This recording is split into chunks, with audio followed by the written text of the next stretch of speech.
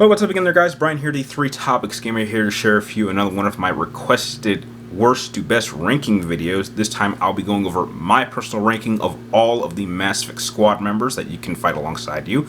Now, this list was originally going to be focused on the main trilogy set of Mass Effect games, but since I figured Andromeda only had 6 squad members in total that could fight alongside you, I figured why not just throw them in so we do just a full breakdown of all the squad members that can fight alongside you throughout the entire franchise. So, before I jump into my personal ranking, if you haven't already, be sure to give this video a thumbs up and press the subscribe button if you happen to enjoy this video and would like to see more content like that in the future. And also, heck, why not, because it's such an awesome channel. Now, as we jump into this ranking list, as you can see right here, I have put it in 5 different categories. We have love, because there are definitely a number of characters I really do love. There's some great squad members, there's some average squad members, there's some forgettable squad members, and of course there are some characters I just flat out did not like for a multitude of reasons. So let's stop wasting any time and jump right into the list. Now, I think it's just fair. Let's get the negative ones out of the way first, because I'm just aching to tear them apart. Without question, the absolute worst squad member in Mass Effect history, undoubtedly, undebatably, has to go to Jacob Taylor. God, do I hate this guy. I mean, it's not only bad enough that he's like just a generic Cerberus cast member, but like there's nothing about him that stands out. He is the definition of bland, and God help you if you were dumb enough to romance this asshole. You find out that I didn't find that till sometime later, but apparently if you happen to just take the time to romance this guy, he actually cheats on you between games. So now, I never experienced this personally when I played as Femme Shepard. When I played as Mass Effect 3. But when I first heard this, I was so pissed off that I actually went back, started an entirely brand new game just so I could watch this fucker die. I mean, I already didn't like you to begin with, and you already forgettable, but now I have a personal reason to want you dead. And like, when I was redoing the suicide mission at the end of the game, I made sure to not do his loyalty mission just to make sure that he died. That is how much I do not like this character. I made an entirely brand new game just to see this guy die. I mean, did anyone like Jacob? I mean, seriously, if any of you like watching this like Jacob, please tell me why, because ugh. And the other character that I just did not like, and I don't care if I'm butchering his name or whatever, and that's Zaid or Zaid. Why was he here? Like honestly, I mean, don't get me wrong. I could understand why Jacob is here because he is part of Cerberus, so we kind of needed like a couple of characters to introduce us to Cerberus. But why is Zaid even here? He is just a boring, typical gun for hire mercenary. And when I take into account that my personal Shepard breakdown was really more of a soldier class, there's nothing that this character had that was useful. I mean, anything he could do, I could do far more efficiently. And when you look at his backstory or even his loyalty mission, it's nothing special. I mean, I'm not going to say his loyalty mission is like the worst. It's not, but it's like kind of just boring. Like, there was like a point where you could actually leave him to die if you pick the renegade path, and I'm going to be honest, I was kind of tempted. It's like, I don't really need an extra gun. I mean, when you look at all of the squad mates from Mass Effect 2, all of them have specialties that really make them stand apart. And Zaid is just no one. Like, you could remove him and not even notice he was ever gone. So, yeah, unfortunately, Mass Effect 2, even though it is without doubt the best Mass Effect game of all time, it does have a couple members that I just do not flat out like. So, that does it for the characters I didn't like. Going into the forgettable ranking, I have to go with Kasumi. Because the problem with Kasumi is that because she is so mysterious, it kind of just was difficult to try to get attached with her. Now, I understand that when you actually do her loyalty mission and you get to learn a little bit more about her, it helps a little bit, but she was still just kind of forgettable. I like, outside of that mission, I never found a reason to use her in any mission. I never once picked Kasumi to come with me on an assignment unless I absolutely have to. And there might be some characters that like her, that she's so mysterious, but like, I kind of like a character that can open up a little bit more. I don't need to be able to romance this character, but they need to be a little bit more open to me in order for me to actually form any kind of real attachment. And unfortunately, Kasumi, because she holds back so much, she's just kind of a forgettable character. Next forgettable ranking has to go to James Vega from Mass Effect 3. Now, James is in the same kind of department as Jacob, except one, he's not nearly as annoying, and he has a little bit more personality to him. He's still kind of forgettable as just being the standard, like, generic grunt character, but I do find his presence to be a little bit more uplifting, and he does have some actual good lines that, you know, do make me laugh at points. The problem is that outside of the few missions early on that I had to actually have him on my squad, I never really found a really good time to ever want to bring him onto any missions that I went on to, so that's unfortunately why I have to put him in the forgettable ranking. Now, when we go... Now, this next character, I feel like I need to get this character out, but I'm not sure where I'm going to put them. And that has to go to Morden, average, and the reason here's what's weird about Morden. For those of you that don't know, this is like the one squad member from Mass Effect 2 that can actually kill you if you're dumb enough to romance her. She's just a really defective Asari, and you know, I'm not going to spoil how exactly she joins your squad, but it's just weird. Like, it's not. I mean, she's the only character that can kill you, but I don't really dislike her for that because it's not really her fault. But she's not forgettable because she's the only squad member that can kill you. That's why she's not forgettable. But I'm kind of like, she's in that weird kind of spot that, yeah, she's useful, but I'm kind of scared of her. But, you know, if you find out what happens to her in Mass Effect 3, it is kind of messed up and scary. But she is average. I mean, I don't, as far as I know, when she was on my squad, I didn't find too many reasons. However, there is one key moment in the suicide mission which I absolutely would have picked her every single time, and she does do her job well, and that's why I will put her in the average ranking. And unfortunately, right next to her, I have to put her mother. She's just kind of in the same department, except she doesn't kill you. Now, I really love Asari. Asari, I think, is probably one of the most fascinating alien species that I've encountered in a video game. But I think that the thing I have with Samara is she's a little bit too far down the lifespan of Asari that I kind of felt any real main attachment to her. She's an extremely wise and powerful Asari. Don't get me wrong. But there's just something about her that just makes it hard for me to grow attached to her, despite the fact that she is, you know, an Asari, and I love Asari, so that's why I would put her in the average ranking. Next, I gotta put this guy, Caden. I mean, you know what? Here's what I'll do. I'll put Caden and Ashley together because they're. I mean, you know what? I take it back. I'll put Ashley a little bit ahead of Caden because when it comes to Ashley and Caden, they're kind of attached because of the main decision that you had to make in Mass Effect 1, which, spoiler alert, you actually have to choose to let one of them die. And like 9 times out of 10, I always pick Ashley because I just kind of figured Caden just wasn't all that interesting. He's not a bad character. He's a very, very loyal character, and I think once I saw what he does, if you happen to keep him alive, he's a pretty solid character. And I think Ashley's just a little bit more likable. I kind of find myself drawn a little bit more towards Ashley and her personality than I did Caden, but I think on par, they're both kind of average characters. Another average character I would have to go with is Grunt, who is pretty much a genetically engineered Krogan. That's not a bad character, and I think he does a lot to develop his own personality because he kind of goes through like the trials of what it is to be a Krogan, and I think he does a really, really good job. I just think that outside of being a genetically engineered Krogan, he just doesn't have enough that makes him stand apart from other squad members. I mean, there's other squad members that have their own identity, but there aren't many that actually stand apart, and like I find myself drawn towards them, so that's why I would have to put him in the average department. Next, I gotta go with Liam. A lot of people didn't like Liam, and I can understand why, but I would say Liam is probably I'll put it like this. Liam is average, but he probably has the funniest loyalty mission in all of Mass Effect. I absolutely loved playing through his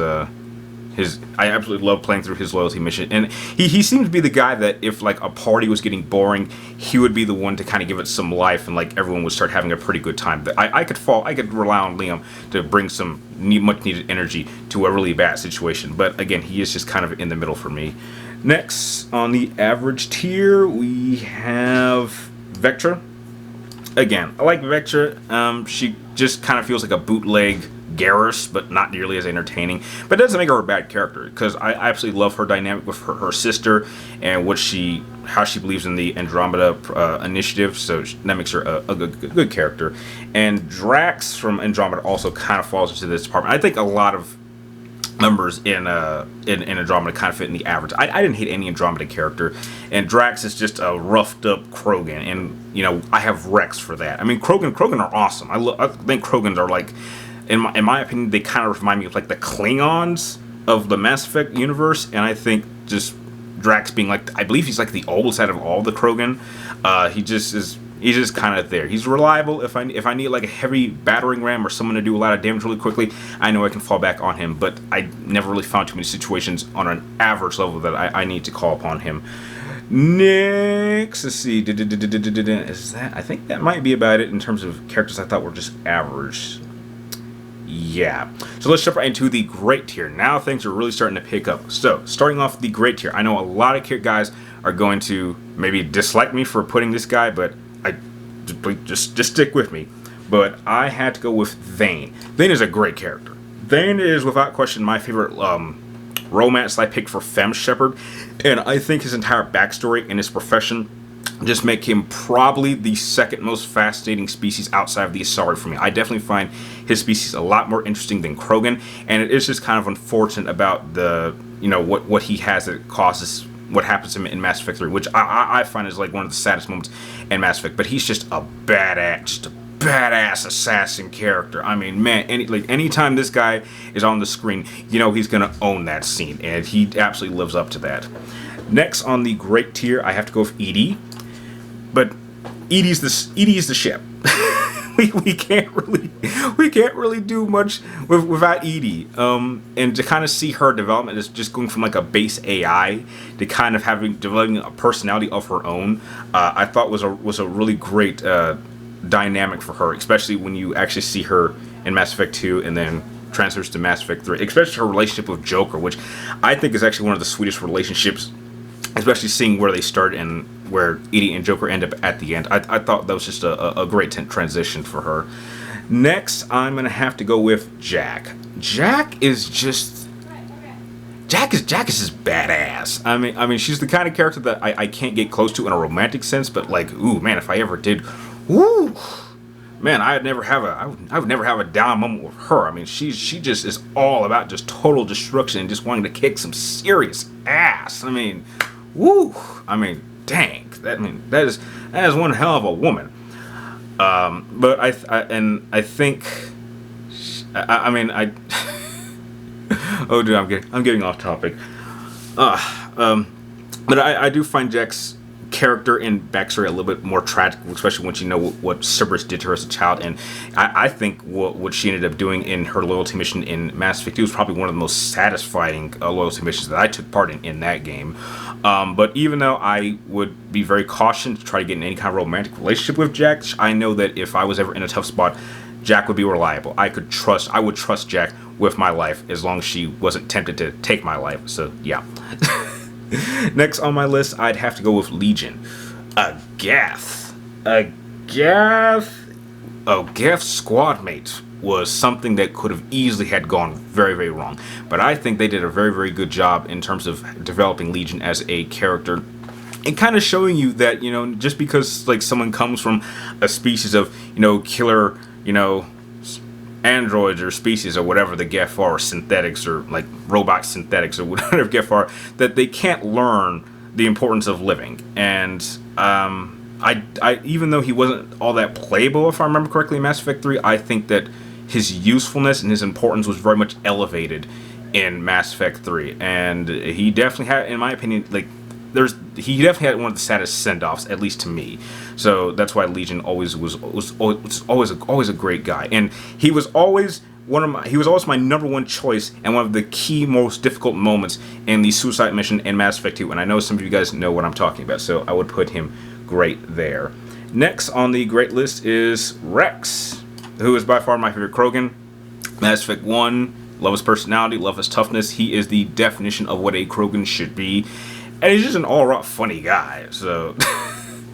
I mean, if I ever, I usually like, even though I didn't really enjoy playing Mass Effect 1 all that much, I always, if I felt like I was going into a really, really tough mission, I always made sure to have Rex by my side, because I know I could always count on him. Next on the great list is going to have to go to Javik, the last of the Protheans. I think having a Prothean, or the last of the Protheans, someone who's actually fought against the Reapers and had all that experience and knowledge, I think made for just a great character, a lot of great backstory, a lot of great information, and just kind of seeing how he adapted to life after people are gone and what he learned from that. I think that led to a lot of the more intellectual moments that I experienced during my playthrough of Mass Effect 3. And I think he was a DLC character, so I did have to pay in order to get him. But, you know, once you get your hands on that particle rifle weapon, it was definitely well worth it. So that's all I can really say about Javik.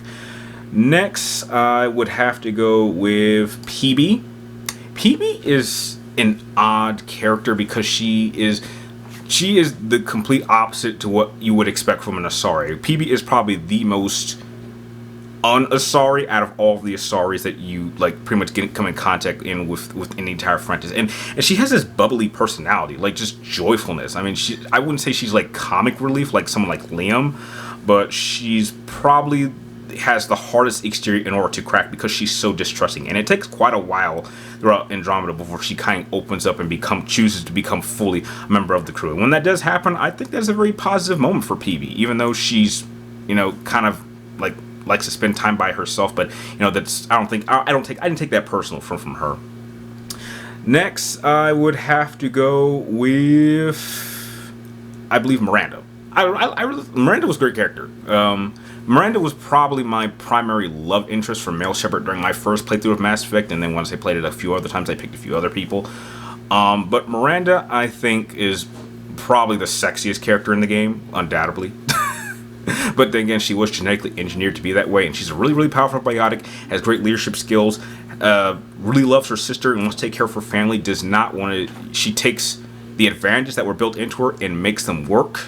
And I think going into Mass Effect 3, I think that's even added even more when she's no longer working a part of service and wants to operate on her own. That shows a lot of growth for me, despite the fact that she doesn't let her overall sex appeal stop her from being just a really, really deadly character. And I think her banter with her and Jack, I think, are some of the greatest highlight moments between any two crew members that I could find.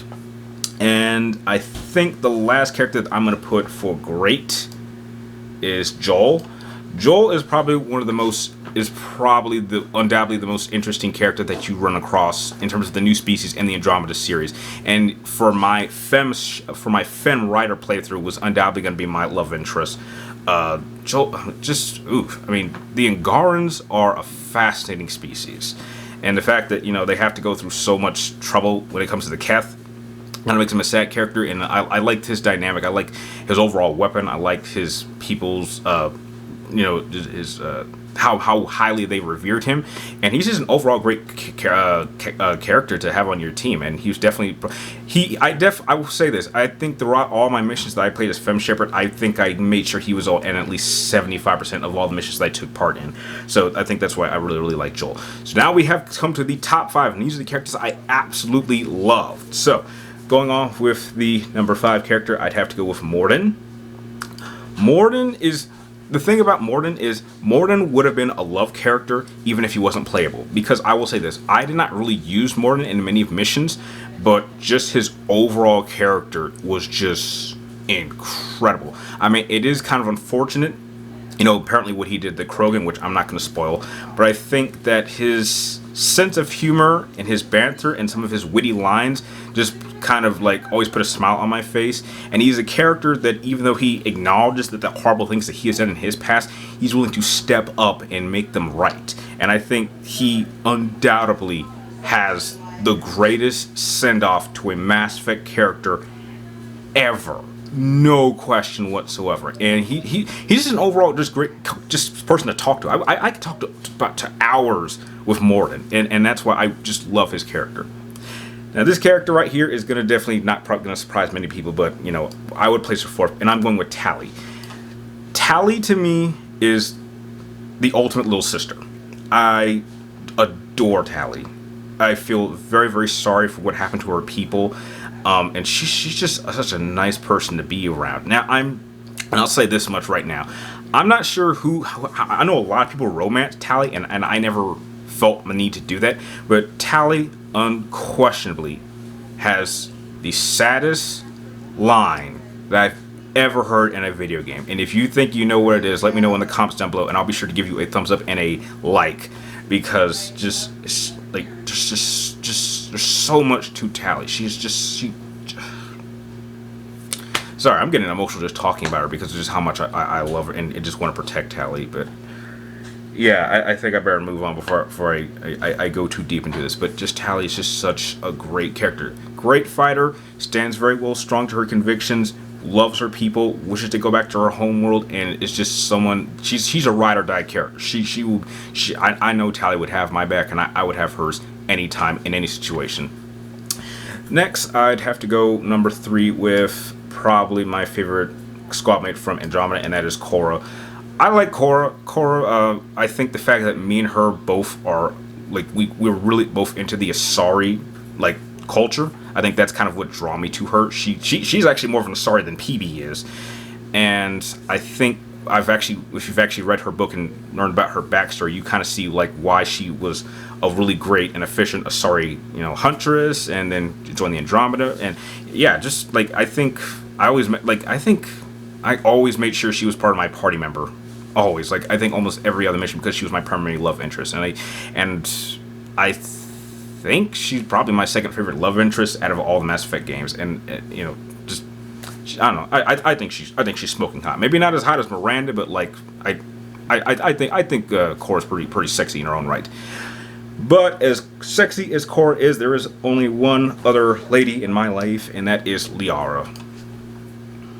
Do I need to say more? I mean, Liara is probably the one constant love interest that I would have kept for both male and female Shepard throughout all the Mass Effect games once I learned more about her.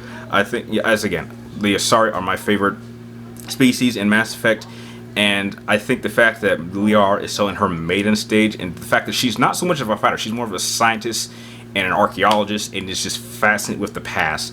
And I think that dynamic makes her probably the most well-rounded love interest, at least in my opinion. And oh dear, mind melding, man, is that a trip. And the fact that she has such a passionate love for the Asari, and I think seeing what happened to her homeworld in Mass Effect 3 was just one of the most tragic moments. But I just, Liara just has such a kind heart, but that could easily turn against you, and you don't want to piss off Liara. But yeah, that's why I absolutely love her character. But that leaves only one character, which I'm sure most people would put him in the love department, and that is Garrus. Garrus is the ultimate best friend. Garrus is the ultimate bro character. And not just Mass Effect, but I'm talking about in gaming. I cannot think of another squad mate or partner or teammate that I have fought beside in any other video game that I would love to have by my side than Garrus. Garrus reminds me the closest, honestly, Garrus is the closest character I can think of that reminds me of my brother. And in some cases, he kind of looks like him in a sense, because I think if my brother still has his dreads, Garrus still has those things coming out of his head, and just everything about him. He's just such an awesome character. I never once considered romancing him as Femme Shepard, but he was just the ultimate ride or die partner. I made sure to keep Garrus in all my parties as much as I could, and I would say through most of my playthroughs of Mass Effect, I always had Garrus or Liara. They were always either had one of them, and that would maybe mixed up with another character. But Garrus is the ultimate bro best friend character of all time, and the fact that he just is just a badass sniper too, and just has some of the the most heartwarming moments with Shepard, whether it's Femme Shepard or male Shepard, I think puts him on a level that definitely puts him above. So if I actually if I actually made another tier, if I actually took time to make another tier, he would be at the top and be like ultimate Mass Effect squad member. So that is my ranking. I'm sorry if this was very extensive, because there are like over 20 something characters, but that is my ranking of the Mass Effect squad members. Now that you guys have seen my breakdown, I would love to know, how would you guys rank all of the Mass Effect squad members? So I'd love to see your list. Share it with me and in the comments down below, regardless of how long it is. And if you happen to enjoy this video, please do not forget to spread the word. And like always, I want to thank you guys for watching. You're awesome, and I'll see you next time.